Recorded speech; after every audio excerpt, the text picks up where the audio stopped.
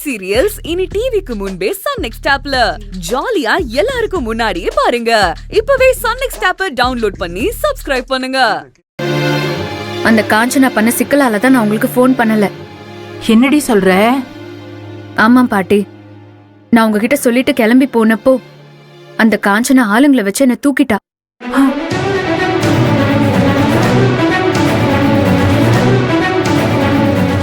அப்புறம்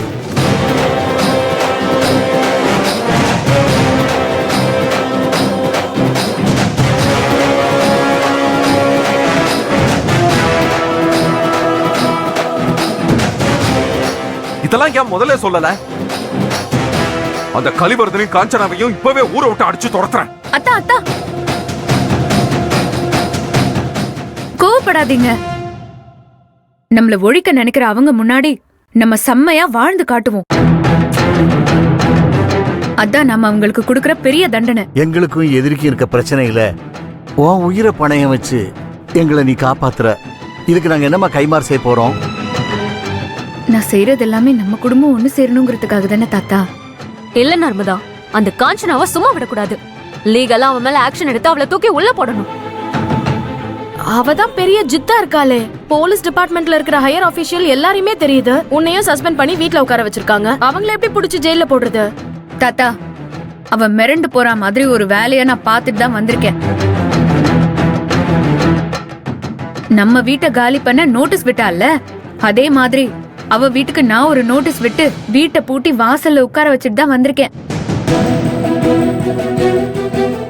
ஒரு பொண்ணா இவ்வளவு துணிச்சலாவும் தைரியமா இருக்கிறத பார்க்கும்போது எனக்கு ரொம்ப சந்தோஷமா இருக்குமா.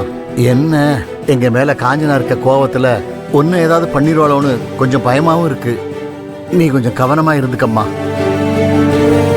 தாத்தா, அந்த காஞ்சனா என்ன பண்ணிருவான் தான் பாத்துருவோமே. நர்மதா, நீ எதுக்கும் பயப்படாத. நான் எப்பவுமே உனக்கு துணையா இருப்பேன். தேங்க்ஸ் அத்தா. ஏய், மொத்தம் பொத்தான் இங்க நான் ஊரா இருக்கு. வீட்டுக்குள்ள எதுக்கு அத்தா அத்தாங்க? எப்பவும் போல கதிர்னு கூப்பிட்டா போதும். அப்புறம் நீ வந்த வேலை என்ன? எங்க அப்பா பேர்ல சொத்தெல்லாம் மாத்தி கொடுத்துட்டு முதல்ல இங்க இருந்து போற வழிய பாரு. டேரா போட்டுறத. இப்பதானே அத்த வந்திருக்கேன். அடுத்தடுத்து ஒவ்வொரு வேலையா பாப்போம். எனக்கு கொஞ்சம் டயர்டா இருக்கு, நான் போய் ரெஸ்ட் எடுக்கிறேன். அம்மா, நர்மதா அப்படியே கேரக்டராவே மாறிட்டாமா. டீ எடுத்து மூஞ்சி ஊத்து. சரி, நான் வெளியே போறேன். ஏய் ரூபி, சும்மா இருக்க மாட்டேன். என்ன இது? காலையில இருந்து 2-3 தடவை போன் பண்ணி பார்த்தாச்சு. நர்மதாவோட போன் சுவிட்ச் ஆஃப்லயே இருக்கு. எப்பவுமே போனை சுவிட்ச் ஆஃப் பண்ண மாட்டாளே. ஊர்ல நடக்கிற பிரச்சனைக்கெல்லாம் இன்னைக்குதான் கடைசி நாள். அங்க என்ன நடக்குதுன்னே தெரியலையே. சரி, எதுக்கும் நாம இன்னொரு தடவை போன் பண்ணி பாப்போம்.